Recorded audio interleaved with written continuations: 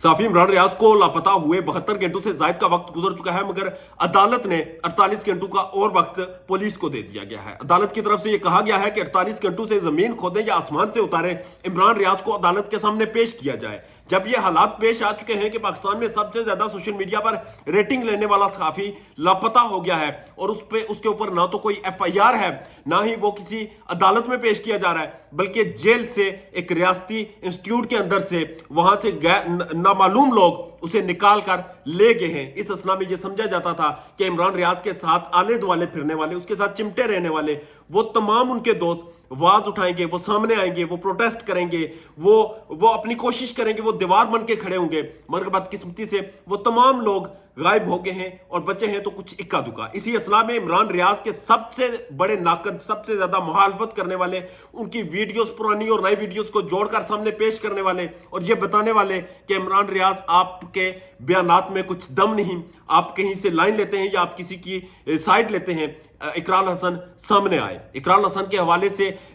एक मौकफ अपनाया जाता है कि पाकिस्तान में जब भी किसी ने रियासत के अंदर रियासत बनाने की कोशिश की, जब भी किसी ने पाकिस्तान में यह समझा कि वो ताकत का सरचश्मा है, जब भी किसी ने मावराए आइन मावराए कानून कुछ करने की कोशिश की, जब भी किसी ने रियासत को बंदी बनाने की कोशिश की, तो इकराल हसन सामने आए और बेशक उन्हें इसकी कीमत इन्होंने चुकाई है। इकराल हसन सामने आए और उन्होंने वाज़ेह तौर पे मौक़िफ़ अपनाया कि मेरा दिल रंजीदा है। मैं समझता था कि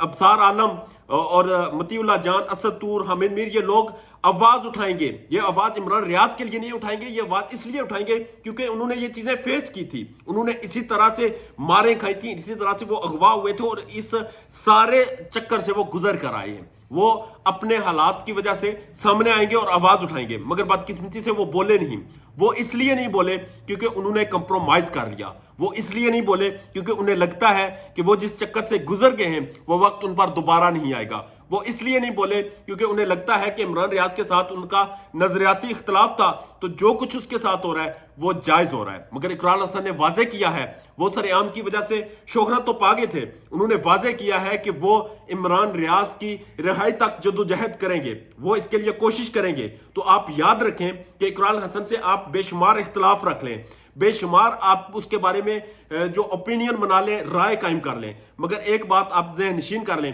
कि इकराल हसन जब किसी चीज़ के पीछे पड़ता है तो उसकी जड़ें खुरेद कर निकालता है। इकराल हसन ने माजी में हमें दिखाया कि वो सियासी या गैर सियासी मामलात हों, उन पर सरेआम की टीम जब हाथ डालती है तो उनमें से सच और झूठ पानी की तरह सामने आ जाता है, साफ और शफाफ हो जाता है। तो अब आप ये बात याद रखें कि अगर इकराल हसन इस चीज़ पर आ गया है तो कभी इम्कान है कि इसमें जितने भी लूप्स थे, जिस तरह से आपने अदालत में जो वीडियो चलाई, जितने कट्स थे उसमें, उसको एडिट किया गया और जिस तरह आपने अदालत के सामने गलत बयानी करने की कोशिश की, वो तमाम चीजें आपके सामने आकर खड़ी हो जाएंगी और फिर जब ये चीजें आपके सामने आएंगी तो आप इन्हें डिफेंड नहीं कर पाएंगे। इमरान रियाज इस वक्त एक ऐसा शख्स है जिसके साथ आपके बेशुमार इख्तलाफात होंगे, मगर वजह यह है कि वो बोलता था, वो आवाज उठाता था, वो एक ओपिनियन सामने रखता था। उस ओपिनियन से आपको इख्तलाफ हो सकता है, आपको उसकी राय अच्छी नहीं लग सकती, आपको उसकी शक्ल पसंद नहीं हो सकती, मगर इसका मतलब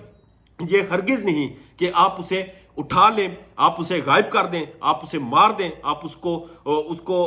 जिस तरह से कुछ खबरें आ रही हैं कि जंजीरों में बांधा हुआ है, आप जंजीरों में बांध दें। शाहीन सुबाई लिखते हैं कि वो कोमा में चले गए हैं, आप उन पर तशद्दुद करें, ऐसा नहीं होगा क्योंकि ये रियासत है, रियासत के अंदर एक आइन है, एक कानून है, एक सिस्टम है, और अगर आप इस सिस्टम से निकलेंगे तो याद रखें आप रियासत के सामने बगावत करें और रियासत बागियों को कभी माफ नहीं करती। अपना ढेर ज्यादा ख्याल रखिएगा और हमारे चैनल का भी इजाजत दीजिए। अल्लाह ने के पास।